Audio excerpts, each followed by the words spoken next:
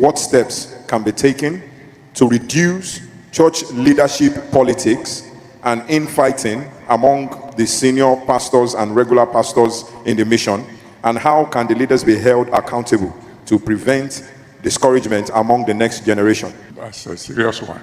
All we can do is remind these church leaders that our number one goal as a member of the Redeemed Christian Church of God, pastor or no pastor, is to make heaven.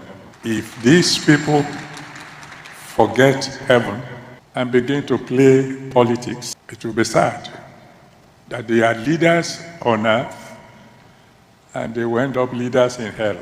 We can only tell them the truth. We can't force it into their brains. We have seen top leaders forgetting their original goal in what you call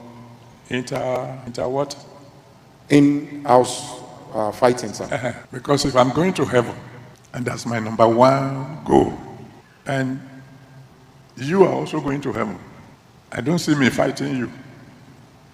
We will be partners in progress. But if one is going to heaven and the other has deviated from the narrow path, that's when problems come. All we can do is remind them, like I'm doing now, which is one of the reasons why the theme for our annual convention, World Convention in Nigeria, this year is heaven, because it looks as if some people have lost focus of heaven. It does not profit a man if he gains the whole world and loses his soul. The leaders are hearing me now. We know that America is the bedrock of democracy, but I've said it again and again.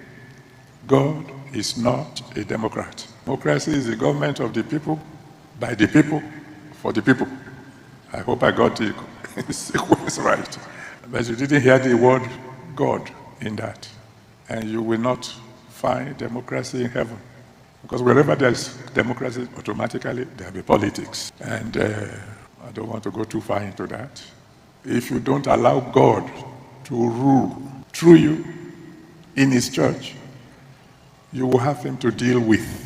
Because he says, I will build my church, and the gates of hell will not prevail.